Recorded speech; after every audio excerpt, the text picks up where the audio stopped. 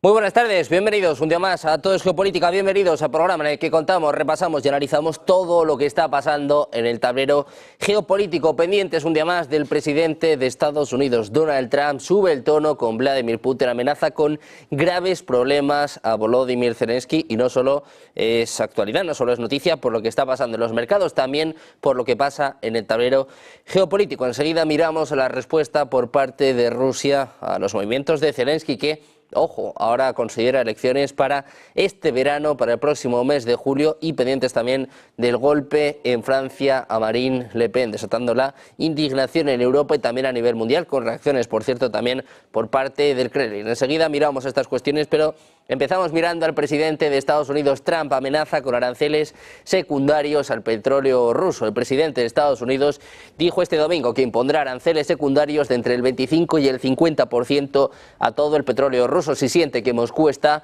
bloqueando sus esfuerzos para poner fin a la guerra en Ucrania. Podrían comenzar dentro de un mes si no hay cese del fuego. Trump dijo en BBC News que estaba enojado cuando el presidente ruso Vladimir Putin criticó el liderazgo del presidente ucraniano Volodymyr Zelensky. Dijo además que planeaba hablar con Putin esta semana. Durante su campaña presidencial, Trump ha prometido poner fin rápidamente a la guerra en Ucrania. Se ha centrado mucho en este tema desde el pasado 20 de enero. El propio Trump ha pedido nuevas elecciones en Ucrania y ha llamado a Zelensky dictador. Por su parte, Putin sugirió este viernes que Ucrania podría ser colocada bajo una forma de administración temporal para permitir nuevas elecciones y la firma de acuerdos clave que podrían efectivamente expulsar a Zelensky.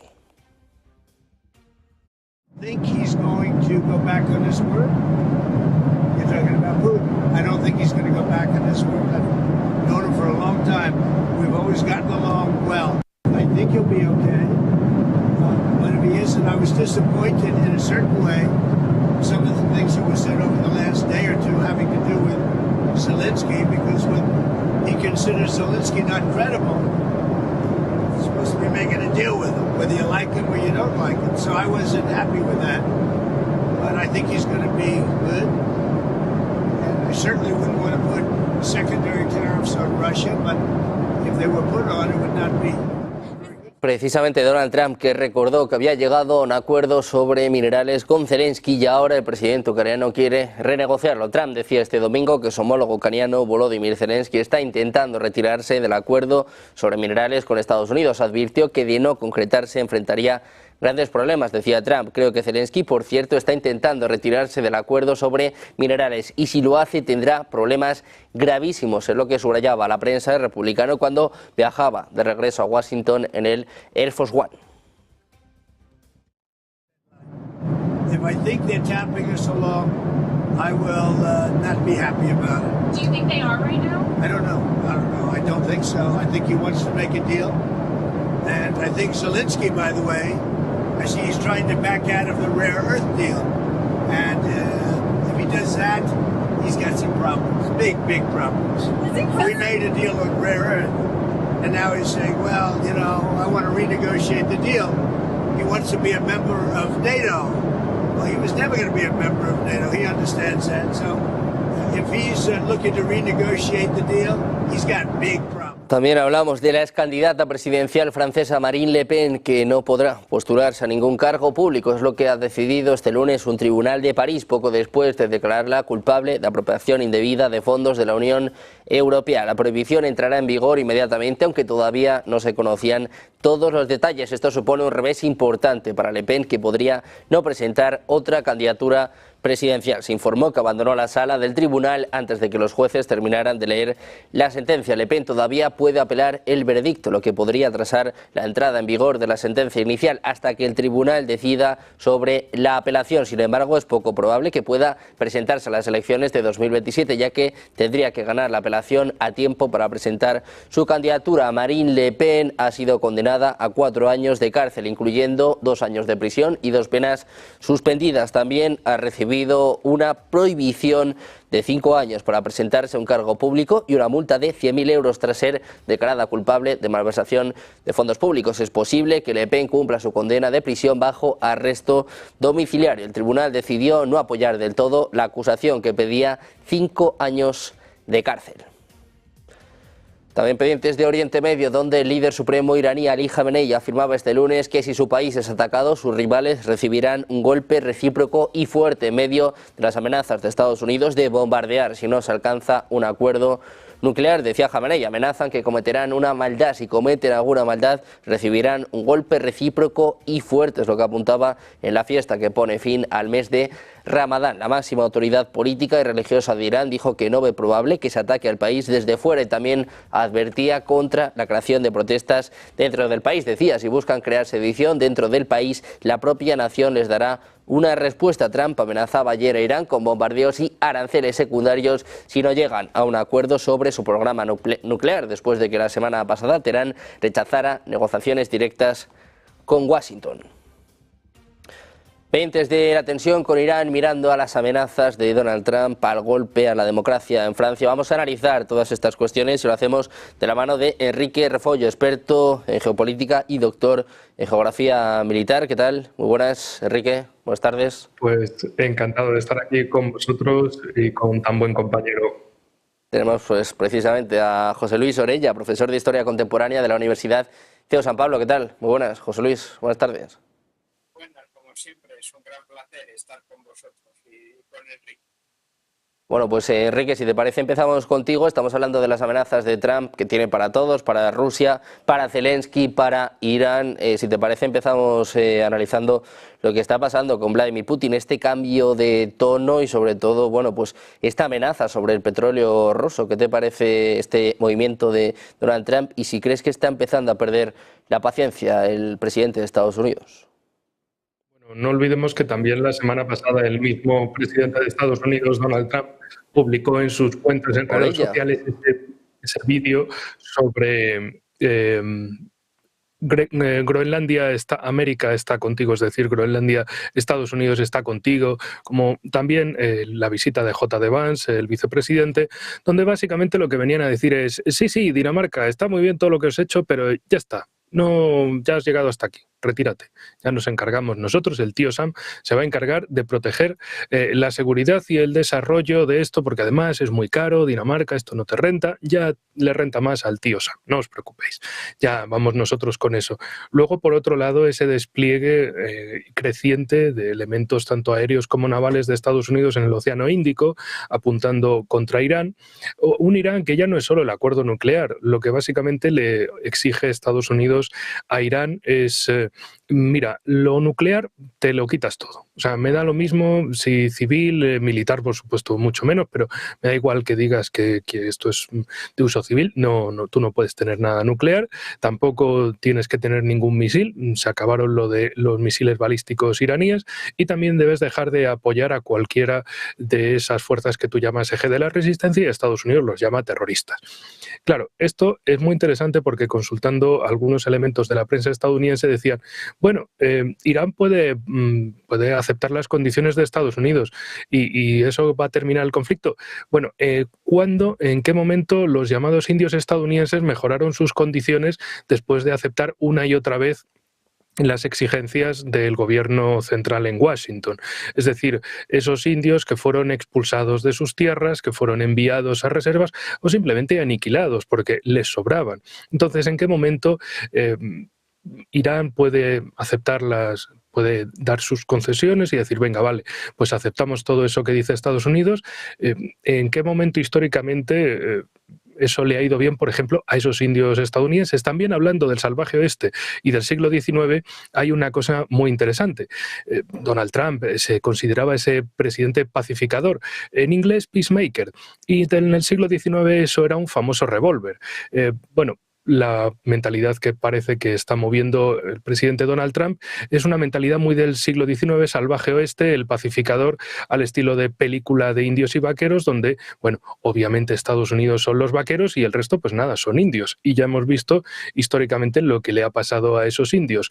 O los matan o los expulsan de sus tierras. Entonces, vivimos una especie de nuevo siglo XIX, de nuevo salvaje oeste, donde todo el mundo es susceptible de caer bajo esa idea de es el salvaje oeste, y aquí vienen los vaqueros civilizadores de Estados Unidos a imponer sus normas. La cuestión, en el tema de los hutíes en Yemen, Estados Unidos no tiene pinta de que quiera intervenir por vía terrestre, sino que sea una especie de uso de nueva guerra civil entre los antiguos Yemen del norte y Yemen del sur, utilizando como fuerza terrestre al Yemen del sur contra el Yemen del norte, que sería el de Ansarullah, el de los hutíes, y luego va a cumplir Estados Unidos con esas amenazas de bombardear Irán, instalaciones nucleares u otro tipo de instalaciones, incluso instalaciones petrolíferas como las importantísimas refinerías y terminales de exportación de petróleo en Bushehr, porque lleva habiendo varias semanas esos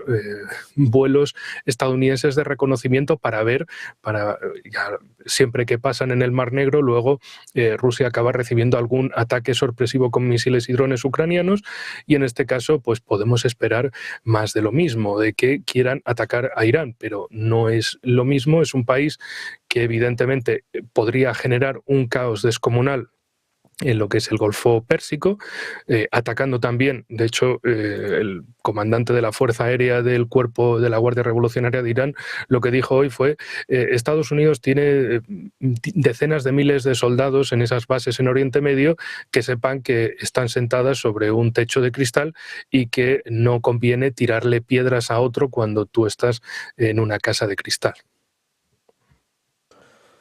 Bueno, pues pendientes de lo que haga y de lo que diga Irán, pendientes de cómo sea su respuesta a la amenaza de Donald Trump. José Luis, te quiero preguntar también por esto, por cómo está cambiando el tono del presidente de Estados Unidos. Habla de una fecha límite psicológica, pero no sé si la mejor manera de negociar con Rusia es precisamente de esta forma, con amenazas. ¿Cómo ves el cambio de posición del presidente de Estados Unidos, José Luis?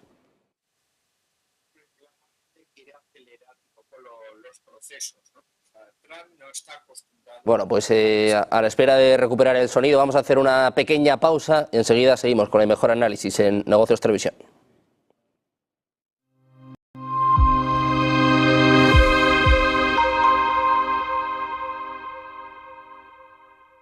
¿Quieres dominar la inteligencia artificial sin complicaciones? Future Skills Labs presenta su revolucionario curso Inteligencia Artificial Generativa para Profesionales, diseñado para adaptarse a tu ritmo de vida. Lo innovador, el curso se realiza completamente a través de WhatsApp, con microlecciones de entre 5 y 7 minutos que puedes seguir desde cualquier lugar. Imagina aprender sobre ChatGPT, Claude y las últimas herramientas de inteligencia artificial mientras tomas un café o viajas en el metro. ¿Por qué este curso es diferente?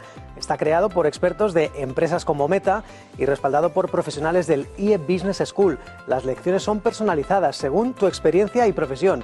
Incluyen vídeos tipo TikTok, ejercicios prácticos y feedback en tiempo real. Cuentas con Maya, un asistente virtual que te guía 24/7. Además recibirás un certificado para compartir en LinkedIn. Los resultados hablan por sí solos. Este método logra entre un 70 y un 90% de retención del conocimiento comparado con el 15% del aprendizaje tradicional. El precio regular es de $150, pero para nuestros espectadores de Negocios TV ofrecemos un 15% de descuento exclusivo. Y empezar es muy sencillo. Escanea el código QR que aparece en pantalla o visita go.fslabs.co/negociostv. Se te abrirá WhatsApp automáticamente con un mensaje predeterminado. Es importante que no lo modifiques, ya que contiene tu código de descuento especial. Envía el mensaje y listo, así podrás acceder inmediatamente a tu primera lección gratuita. Cuando decidas continuar con el curso completo, el descuento del 15% se aplicará automáticamente. WhatsApp te irá guiando en cada paso del proceso. Así de fácil es comenzar tu viaje en el mundo de la inteligencia artificial. No dejes pasar esta oportunidad única para los espectadores de Negocios TV. Escanea el código QR ahora mismo o visita go.fslabs.co/negociostv.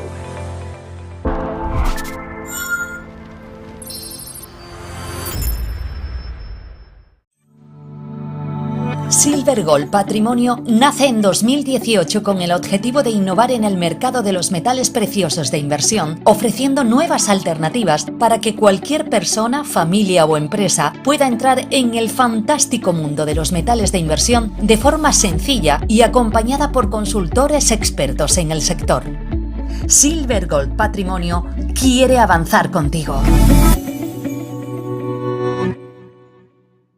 El desarrollo del segundo mandato de Trump será uno de los indicadores clave de los mercados, no solo a corto plazo, sino en los próximos 4 años. Bajo esta coyuntura, estos son los 3 factores a monitorizar en ese primer trimestre del 2025.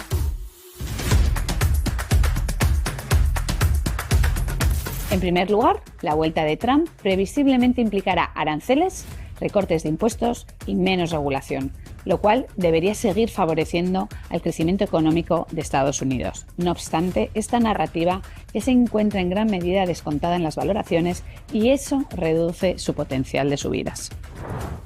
En segundo lugar, será clave dónde se situarán los tipos de interés también en Estados Unidos al final de este ciclo. Es probable que los aranceles de Trump o el aumento que previsiblemente provocará en el déficit presupuestario aumente la inflación, lo cual justificaría una tasa terminal superior al 3,5% que descuenta actualmente el mercado. Por último, aparte de por la renta variable norteamericana, tenemos preferencia también por la japonesa. En cuanto a la renta fija, pensamos que el mercado es más favorable a Europa en deuda pública y en crédito apostamos por las duraciones más cortas, tanto para las emisiones de investment grade como high yield.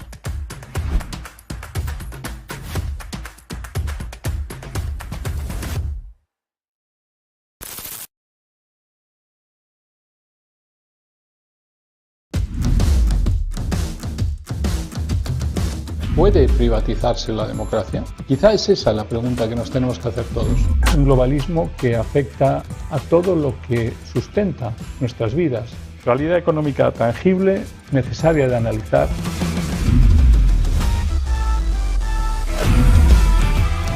Esa necesidad de analizar el globalismo desde el punto de vista absolutamente económico, tangible y real.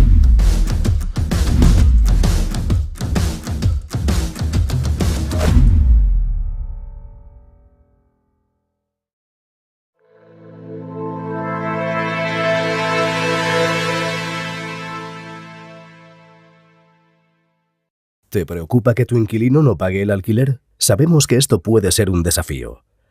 Aunque los gastos son fáciles de calcular, el verdadero reto es gestionar la falta de pago por parte del inquilino. SEAC te ofrece una garantía de renta asegurada hasta que recuperes tu vivienda pase el tiempo que pase. Relájate. SEAC se encarga de todo. Alquila tranquilo. SEAC responde. ¿Qué cuento quieres hoy? ¿Te cuento uno de los míos? ¿El del farmacéutico? ¿O el de María, la abogada? El de Ana, la arquitecta. Vale. Eras una niña que soñaba con crear los edificios más impresionantes de la Tierra. Se pasaba el día dibujándolos. Sabía que algún día acabarían llegando a lo más alto de cada ciudad. Y que cualquier persona... Cada profesional tiene detrás una historia increíble. Creer en ella es lo que de verdad cuenta. Arquia Banca, el banco de los profesionales.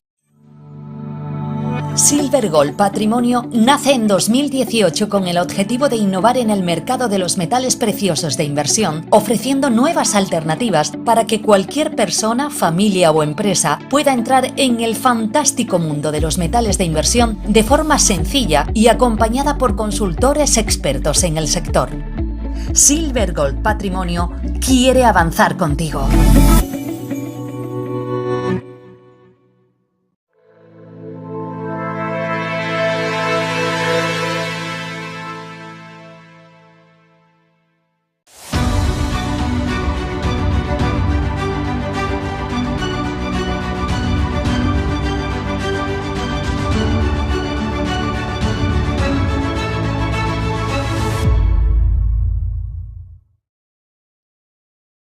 Ya estamos de vuelta en Todo es Geopolítica, pendientes de las amenazas del presidente de Estados Unidos, un Donald Trump que cargaba contra Putin, contra Zelensky, también contra Irán. Nosotros seguimos sumando voces a este espacio. Tenemos a Adrián Celaya, presidente de Eke Group. ¿Qué tal, Adrián? Muy buenas tardes.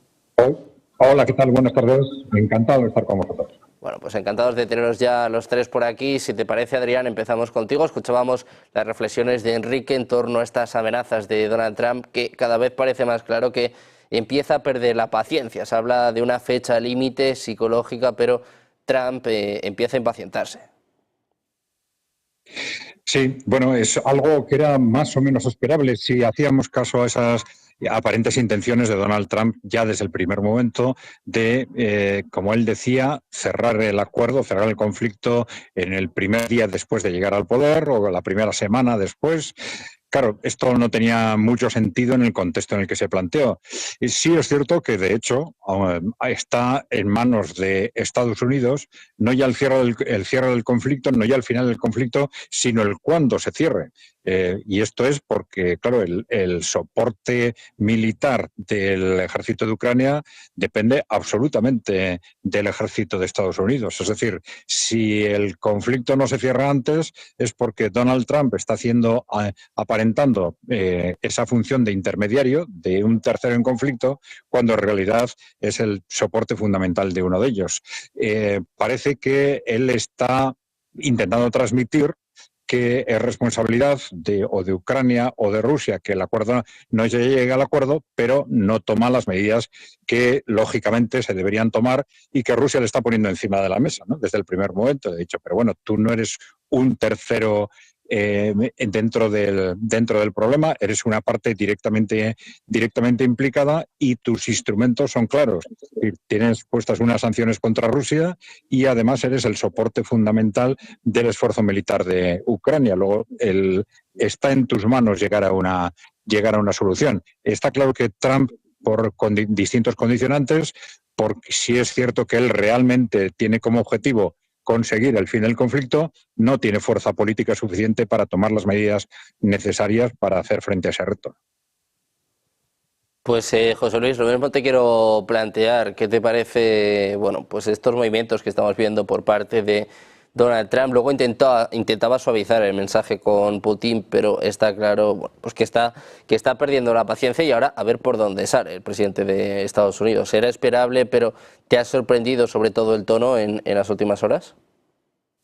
Hombre, no mucho porque me he acostumbrado un poco a ese papel, ¿no? A ese papel un poco de fuerza, de ir de liderazgo y esencialmente de posicionarse en una posición superior a los demás. Como bien ha dicho Adrián, hombre, él no tiene un papel arbitral neutral por mucho que lo intente. Es el elemento fundamental y la paz, si debe llegar, es una paz entre un contrincante que es la Federación Rusa y otro contrincante que es Estados Unidos, que es el que está respaldando y usando de Ucrania como un peón en este ajedrez mundial plenamente, ¿no?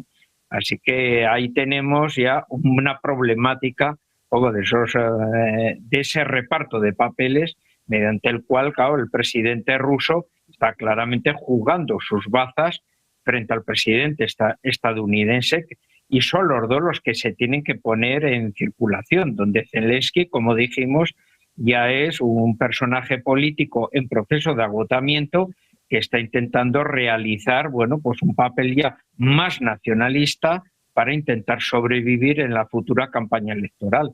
Pero claro, Trump quiere más o menos asegurarse, controlar el proceso de negociación, llegar a un proceso y hacerse una foto como algunos de sus antecesores, como en el plano de Camp David entre Anwar el-Sadat y Menachem Begin. O sea, él quiere ese tipo de foto mediante la cual pase a la posteridad como un gran presidente, un líder mundial que ha asegurado, bueno, pues la paz en un conflicto entre dos iguales y él muy por encima y sacarse la foto de ser la primera potencia del mundo, con todas las consecuencias que eso puede tener en otro tipo de escenarios internacionales, como puede ser el Ártico, con el tema de Groenlandia, el Próximo Oriente, etcétera, ¿no?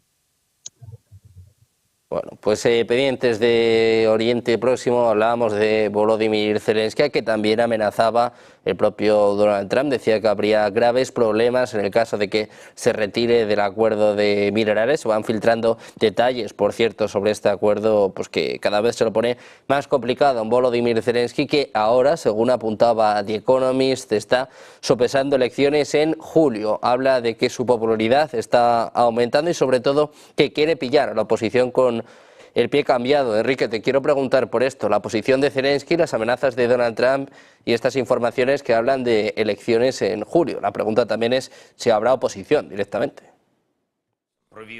Pregunta si va a quitar la ilegalización sobre más de una decena de partidos, si va a permitir debates públicos. cómo van a ser esas elecciones, porque también, bueno, ya tenemos dos precedentes de elecciones al estilo Unión Europea, Rumanía, y ahora con el caso de Francia, la inhabilitación de Marine Le Pen, pero bueno, no sé si eso luego lo querremos tratar. La cuestión es de cómo, si hay un candidato que se opone a la corriente principal del régimen, pues eso se les aparta y se quiere mantener la misma línea de choque, o que básicamente Zelensky o el nuevo que encuentren ahí se va a alinear con esa corriente de los globalistas en Europa de seguir, bueno, da igual, lo que sea que haya pasado en Ucrania, vamos a armarnos, vamos a prepararnos y en un plazo de aquí de 5 a 10 años vamos a hacerle una guerra total a Rusia o algo parecido, lo cual para el lado ruso tampoco es que deje una situación de que esto se va a resolver de alguna manera, o que si Estados Unidos se sale de la ecuación se terminaría la guerra, porque no parece que, aunque salga Estados Unidos y vaya a sus cosas del Ártico, a quedarse con Groenlandia, a seguir presionando a Canadá para después de previsiblemente salirse con la suya en Groenlandia, también se salgan con la suya en Canadá, aunque eso sí, no es todo maravillas en el mundo del paraíso estadounidense de Trump, irónicamente, claro, porque también tienen sus problemas, bueno, inadvertidos, sorpresivos, con eso que algunos ya llaman en Estados Unidos un terrorismo interno de los demócratas y similares contra concesionarios, vehículos, propietarios de vehículos Tesla. Es decir, de que parece que la campaña más maravillosa que se le ocurrió al sector demócrata y demás para protestar contra Trump es atacar, vandalización de la propiedad privada, tanto de empresas como de personas, porque de algún modo piensan que, bueno, llamar nazi a Elon Musk es la acción más revolucionaria y más transformadora, y que quemar vehículos Tesla es desde luego la mejor opción para oponerse a Trump. La cuestión, eso sí, lo que esto muestra es que Estados Unidos tiene muchos problemas internos que resolver, lo cual pues tarde o temprano hará que Donald Trump y su equipo de gobierno se centre en sus problemas internos y se deje de tantos problemas externos, a excepción de un escenario, el escenario de Oriente Medio, Oriente Próximo, la cuestión de Irán, todos los conflictos, guerras en torno al Estado de Israel, la cuestión con Yemen. Es decir, ese es el escenario que básicamente puede entrar dentro de la Homeland Security, de la seguridad interna de Estados Unidos, por evidentemente esas relaciones tan estrechísimas entre Donald Trump y Netanyahu.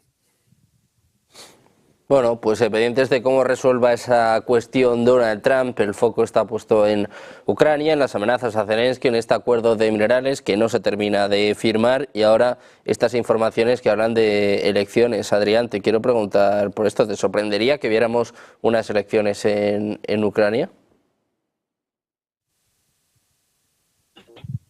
No es lo que Zelensky está con muchas ganas de poner en marcha, pero es posible que no tenga hay fundamentalmente son presiones internacionales las que le pueden llevar a ello, más que las guerras. En las presiones internas él va a intentar de alguna forma lidiar entre no enfrentarse a que proveen sus fuerzas y tampoco de ser posible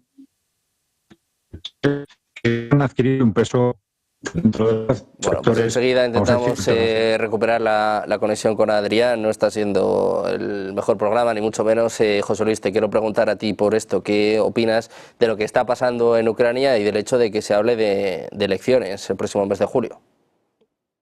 Hombre, es una situación difícil, ¿no? Porque estamos hablando claramente sobre un Zelensky que está aprovechando la situación actual bélica con la ruptura de la tregua para ir aumentando un perfil nacionalista, y de esa manera, bueno, todo el mundo se está identificando, bueno, pues con el líder conocido, ¿no? Con el presidente que está jugando a plantear un liderazgo de resistencia frente al tema ruso, olvidándose de otros temas, como bien ha dicho anteriormente Enrique, ¿no? De ilegalización de más de 20 partidos políticos, detención del líder de la oposición, etcétera, ¿no? Pero bueno, él puede ahora aglutinar un poco como ese panorama de signo nacionalista, esencialmente muy fuerte, hegemónico de toda la vida en el ámbito occidental de Ucrania, la Ucrania que no ha recibido el impacto de la guerra directamente, fuera de los bombardeos de sus estructuras energéticas y militares y de movilización, pero bueno, no han sido línea de frente. Claro, el planteamiento es la ilegalización de gran parte de lo que han sido partidos de oposición a Zelensky, la imposibilidad de que se puedan celebrar elecciones claramente en la parte ocupada por Rusia, pero también en las partes que conforman la línea de frente y con un desplazamiento de millones de personas por la situación de la guerra, más los millones que se han marchado también, ¿no? Así que son unas elecciones presidenciales muy marcadas por esos acontecimientos en los cuales, claro, la limpieza de las elecciones, en fin, ¿no? Si países como Rumanía, que forman parte de la Unión Europea, pues estamos viendo las manipulaciones que han sufrido interiormente, imaginémonos en un país ya donde, bueno, pues la claridad en muchos de los aspectos, bueno, pues no es precisamente deseable. ¿Qué puede suceder con las elecciones?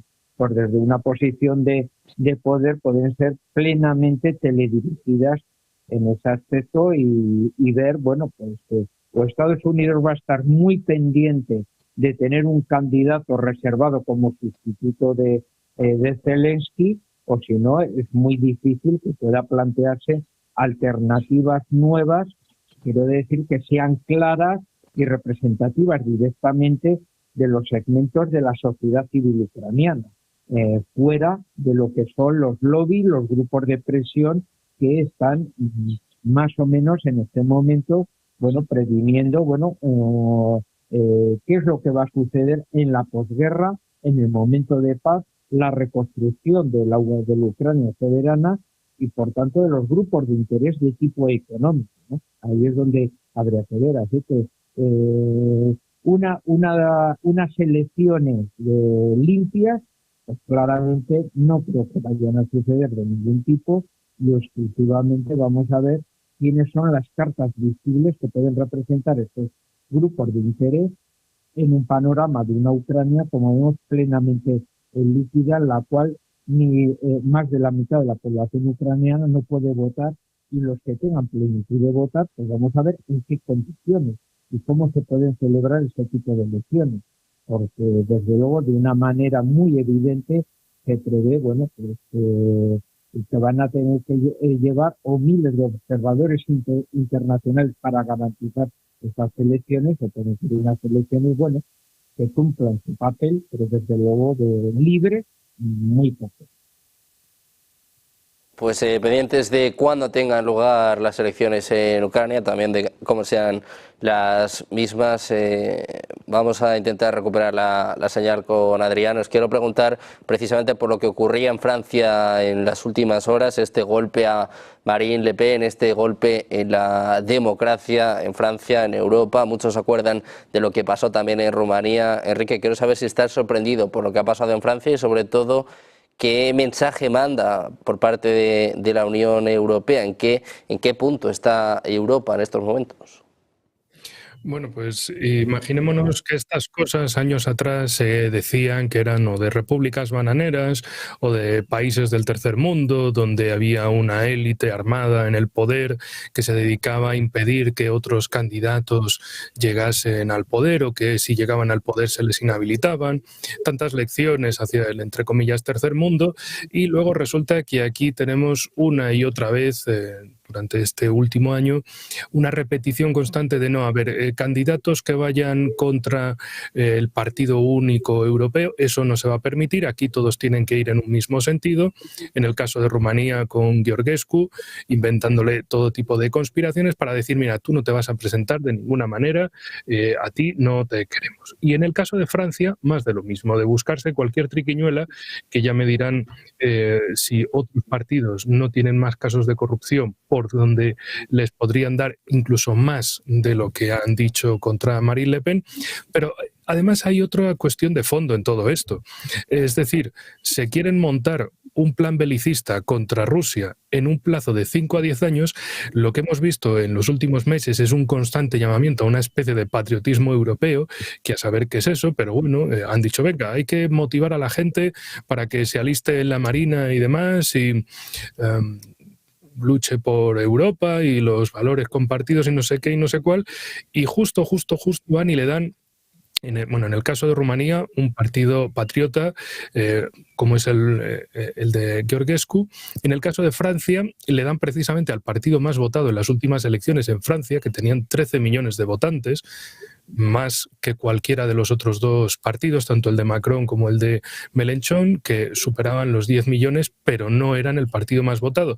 Entonces, en esta carrera por ese belicismo, que además se le veía ayer o antes de ayer a Macron pasando revista a las tropas con cara de ser un tipo que cree que sabe mucho, tiene que fingir que sabe mucho, entonces ilegalizan y encarcelan a la líder del principal partido de la oposición, una oposición que sus miembros susceptiblemente se puede entender que serían los que más querrían defender a Francia en caso de guerra, y o sea, de repente tenemos una inercia de unos procesos que se encuentran con otros.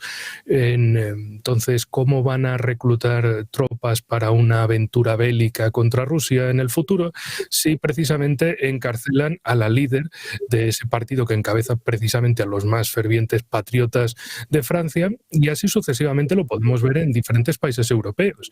Es decir, presión contra aquellos, o decir, no, pues que cuidado, que el fascismo retorna, la ultraderecha, etcétera. Y entonces, ¿con quién van a querer defender o de dónde van a pensar que van a alistar a la gente para ir a luchar por cada uno de los países europeos en conjunto y demás? Es decir, ¿de dónde van a sacar la gente si antes se habían dedicado a perseguir a cualquier tipo de patriotismo y ahora hablan de un patriotismo europeo y demás que no se creen ni ellos, y que no va a haber nadie de ninguno de estos países europeos que vaya a morir por un patriotismo europeo difuso, sin raíces, y con unos presidentes con la popularidad tan baja como es precisamente Macron y del otro lado del Canal de la Mancha, Starmer? En definitiva, nos encontramos con una situación de esquizofrenia política. Por un lado, perseguir a los patriotas y por el otro lado, llamar al patriotismo. Es decir, quitas apoyos del mismo sitio donde pretendes cosecharlos. No sé, y termino con esto. Es como decir que este año vamos a tener muy buena cosecha de trigo y justo antes de recogerla vas y lo quemas. Entonces, ¿qué vas a comer? Cenizas. Bueno, pues pendientes de la situación en Europa, hoy ha tocado poner el foco en Francia con esta expulsión de Marine Le Pen, esta condena de 4 años de cárcel, 5 años sin poder participar en ningún partido político. Ya ha anunciado la líder de la Agrupación Nacional que va a apelar, pero las elecciones empiezan en 2027. Tiene pinta de que no va a llegar, José Luis. Te quiero preguntar por esto, porque estamos viviendo unas semanas, unos meses complicados en Europa con estos mensajes que hablan de kit de emergencia, esta supuesta amenaza de Rusia que siempre sobrevuela el mundo, bueno, todo el mundo en Europa hablando de 2030 como el momento en el que atacará a la OTAN, que bueno, eso habrá que verlo. Y mientras tanto, lo que sí que hay es ataques a partidos políticos, en este caso a la candidata francesa Marine Le Pen. Quiero saber si estás sorprendido por lo que ha pasado en Francia y si crees que puede pasar también en otros lugares. Por ejemplo, en España se habla también de Alvise. Se le está buscando una financiación ilegal. Hombre, lo que se ve claramente es que se quiere garantizar esa estabilidad de la oligarquía, podríamos denominar política belicista, que está un poco imperando actualmente en la Unión Europea y que no quieren sustos, ¿no? O sea, ya en los planteamientos estamos viendo cómo incluso el gobierno y podemos decir moderado de coalición, que es el de Giorgia Meloni, pues bueno, está en muchos aspectos planteando ciertas circunstancias de que Italia no participará, etcétera. Y estamos hablando de un gobierno de coalición donde está Forza Italia, que es el representante del Partido Popular Europeo, y podemos decir los Fratelli son de los conservadores, la Liga es de patriotas, y conforman ahí, bueno, pues un gobierno de partidos de derechas y de centro derechas, bueno, con sus particularidades. Claro, Rumanía, que se había presentado como uno de los países más fieles a los intereses de las directrices de Bruselas, ahora iba a cambiar de bando, pues bueno, pues como había en la línea un poco soberanista que había marcado Víctor Orbán en su momento. Claro, se ha imposibilitado de esa manera. El que uno de los grandes que se proyecta, que tienen que ser Alemania y Francia dentro de la Unión Europea los que lideren toda esa posición, pueda a corto plazo cambiar su orientación y sumarse una Francia y una Italia un poco en esa línea, desbarataría perfectamente todo ese proyecto. Imaginémonos leyendo precisamente el programa y el discurso que siempre ha proyectado Marine Le Pen, es una de las reivindicadoras del estado de bienestar, de una vuelta a un estado de bienestar y por tanto ir en dirección contraria a toda esta reducción, restricciones de gastos sociales que se está teniendo, que diga no, o sea, vamos a mantener una parte de gasto militar, pero sobre todo vamos a reorientar todo lo que es el gasto público al estado de bienestar para recuperar las clases medias de nuestro país. Pues claro, va en una orientación no precisamente alineada con las grandes corporaciones de industria de guerra, que son las que en definitiva están marcando gran parte de estas directrices y conforman, bueno, gran parte de los paquetes y de interés que tienen, bueno, pues parte de los políticos de los partidos tradicionales, que es los que están intentando asegurarse las representaciones políticas, pero que debido a las libertades de opinión a través de las redes, bueno, pues están viendo cómo especialmente los sectores más jóvenes de la sociedad están votando otras formaciones, otras alternativas políticas y claro, y ahora estamos viendo cómo, bueno, el Estado de Derecho está estallando por todos los lados en países donde parecía que era imposible que estallase. Porque pueden encontrar estos problemas de financiaciones o esto, pero vamos a ver, no es el único partido, que todos los partidos, no solo en Francia, sino en otros países europeos, están utilizando los enormes recursos de la Unión Europea para poder colocar a su propia gente, a sus allegados, a sus técnicos, en definitiva, a sus clientelismos políticos. O sea, si esta fórmula que hemos visto ahora ejemplarizante que han desarrollado contra Marine Le Pen, la pueden desarrollar contra otros. Tengamos en cuenta los casos de corrupción que ha habido con Sarkozy, con Valéry Giscard d'Estaing, los trapos sucios bajo la presidencia de Mitterrand, con Hollande, etcétera. Es que no hay presidente de la República Francesa que no tenga problemas de corrupción y están todos pululando por la calle sin ningún tipo de problemas. O sea que el caso de Marine Le Pen tiene una trascendencia política, se ha buscado esta consecuencia y se está intentando asegurar que los países principales de la Unión Europea puedan responder al programa de rearme que se está planteando y no vayan a ir en una línea de signo soberanista, rompiendo en ese aspecto la línea que ya se han previsto, esa comisión que no ha sido votada por ningún ciudadano europeo. Bueno, pues atentos a la situación en Francia. Hoy, como saben, el foco está puesto en el próximo 2 de abril, en esta fecha límite para los aranceles de Donald Trump, hoy provocando fuertes pérdidas en las bolsas europeas, también caídas en las bolsas asiáticas. Estábamos viendo como las bolsas en Estados Unidos, Wall Street está cediendo en torno al 2% en el caso del Nasdaq, también caídas para el S&P y para el Dow. Pues ojo, porque hay 3 países que se han puesto de acuerdo para ir contra Donald Trump, para ir contra Estados Unidos. Medios estatales de China están reportando que Japón y Corea del Sur están buscando importar materias primas para semiconductores de China. China también está interesada en comprar productos de chips de Japón y de Corea del Sur. Según medios estatales chinos, China, Japón y Corea del Sur han llegado a un consenso de que las 3 partes van a responder conjuntamente a los aranceles de Estados Unidos. Coinciden en que espera mantener la cadena de suministro fluida en estas áreas. Según está informando la agencia Reuters, Corea del Sur, China y Japón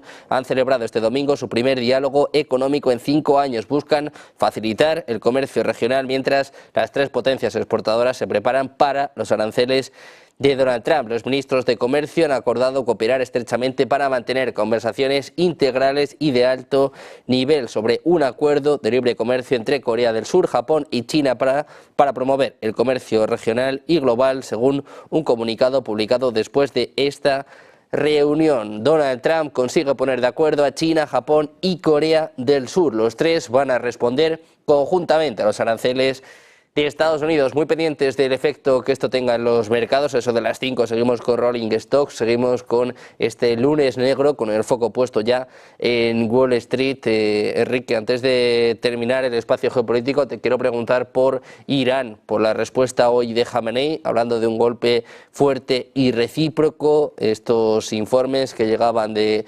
medios locales, Tehran Times, hablando de que Irán tiene cargadas todos los misiles, todas las lanzaderas para apuntar sobre todo a las bases de Estados Unidos. ¿Cómo está la situación en Oriente Medio y qué crees que va a pasar de aquí al 5 de mayo, que es la fecha límite que tiene Trump para supuestamente atacar Irán?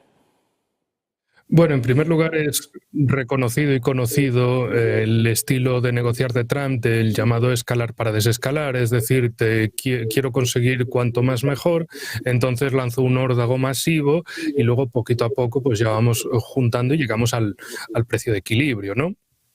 Pero claro, la cuestión es que qué tipo de negociaciones con Irán en este caso, decirle que básicamente abandone cualquier programa nuclear, da igual de tipo civil, militar, lo que sea, toda esa proyección nuclear fuera, que se quede sin misiles y que se deje de apoyar a otros grupos en la región del eje de la resistencia. Es decir, básicamente lo que le está diciendo a Irán es que se tiene que desarmar porque sí y tiene que perder cualquiera de sus elementos de disuasión. Dicho de otro modo, es como decirle, oye, Estados Unidos, para que el mundo esté más tranquilo porque generas inseguridad, mira, cierra tu marina, tu fuerza aérea, tu ejército, tus armas nucleares, o sea, desármalo todo, desarma, además, bueno, ya Estados Unidos ha desarmado la USAID, porque fuera una entidad injerencista, sino porque les estaba haciendo perder dinero e influencia en el mundo y no les estaba ayudando a fortalecer a Estados Unidos como tal. La cuestión con Irán es hasta qué punto ese órdago lo va a cumplir, porque no se trata de atacar a Ansarollah en Yemen, se trata de atacar a un país como es Irán, con esos acuerdos tan importantes con países como China o Rusia, o que también a países gigantes mundiales como India también le importa mucho esa cuestión comercial. Todos dependen del paso de la energía que sale por el estrecho de Hormuz. Claro, Arabia Saudí está intentando, ya que la estatalidad de Yemen está tan dividida entre, digamos, tres facciones, la facción apoyada por Emiratos Árabes Unidos en la costa, la de Arabia Saudí en el desierto y la de Irán, entre comillas, de los hutíes en las zonas más montañosas, pues aprovechando para sacar en su zona de influencia un gasoducto que llegue hasta el mar Arábigo y así no tengan que depender, gasoducto y oleoducto, para no tener que depender de ninguna manera del estrecho de Hormuz, en previsión para el futuro. Pero claro, la cuestión ahora, y eso sí he visto, y termino rápido, los países de la zona, como Arabia Saudí precisamente, Qatar y Kuwait, lo que han dicho a Irán es, mira, nosotros no vamos a permitir que Estados Unidos utilice las bases que tiene en este territorio, en el territorio de nuestros países para atacarte, más que nada porque lo que quieren es evitar que la respuesta iraní vaya contra ellos, que Estados Unidos tenga que operar desde Diego García o desde un grupo aeronaval en aguas internacionales en el mar Arábigo, lo más metidos en el Golfo de Omán, cerca del estrecho de Hormuz, pero que como de, oigan, sí, nosotros tenemos bases estadounidenses, pero no les vamos a permitir que os ataquen. Esto ya es una cosa entre vosotros, pero sobre todo iros a pegar ahí en alta mar o lo que sea, o que os caigan los misiles en vuestro país, pero no en el nuestro. Que no se interrumpa el paso de petróleo, porque básicamente, no quieren que perder el negocio sobre el que esas familias reales de las petromonarquías han asentado su fortuna en las últimas décadas, desde ya hace más de un siglo. Entonces, la cuestión es qué apoyos, sobre todo China, le puede dar a Irán, además de Rusia, de decir, oye, Trump, aquí tienes que negociar un acuerdo de seguridad con todos nosotros a la vez. La cuestión de Ucrania, la cuestión de Oriente Medio, la cuestión en el sur de Asia, el sudeste asiático y Asia Pacífico, la cuestión sobre Taiwán, etcétera. Porque básicamente esto no, o sea, ¿qué es una guerra mundial? Es decir, vamos a hacer que estallen todos los conflictos latentes, que pasen a ser manifiestos, sangrantes, y entonces, ¿quién va a conseguir, cómo se van a hacer esos negocios? ¿O qué espera Donald Trump? Que haya un caos generalizado en el espacio euroasiático y mientras tanto él se lleve las ruinas del resto, empezando por Norteamérica, es decir, Canadá, Groenlandia, meterse de paso en el Canal de Panamá por la fuerza, porque siguen con esa narrativa de es que esto lo tenemos que tomar, es que es una amenaza a nuestra seguridad nacional, etcétera, etcétera. Entonces, ¿qué van a intentar lanzar? Una operación de caos generalizado en todo ese espacio euroasiático que afecte también a África y luego llevarse ellos los cachitos restantes para tener un incremento descomunal de potencial de recursos de todo tipo. Pues José Luis, te quiero preguntar también por tu opinión, cómo está la situación en Oriente Medio, estas amenazas de Trump hablando de bombardeos sin precedentes sobre Irán y la respuesta hoy por parte de Jamenei. ¿Crees que habrá un ataque antes del 5 de mayo? Hombre, esperemos. Y si de darse algún ataque, que sea un ataque de estos como teatralizaron anteriormente, más o menos para responder un poco ante sus sociedades, ¿no?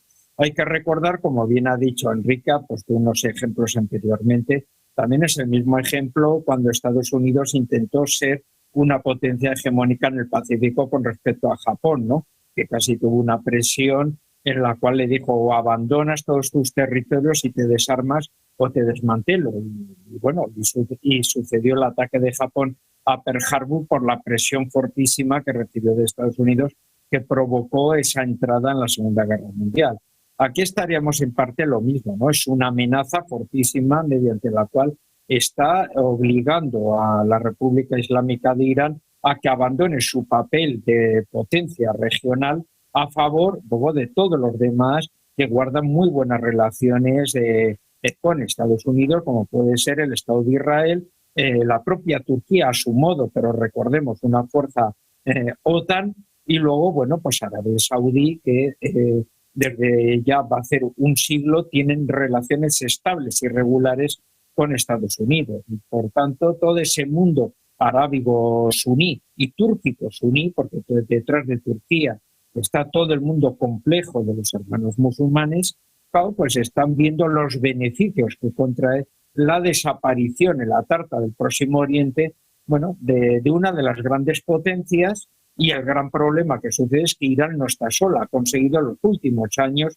durante este periodo, introducirse en el mundo del bloque de los BRICS, que es lo que está facilitando que Trump pues lance sus grandes órdagos, pero luego tenga que negociar a la baja porque de las relaciones estrechas de todos estos países conformando un bloque y por tanto, cómo puede desarrollar esa situación.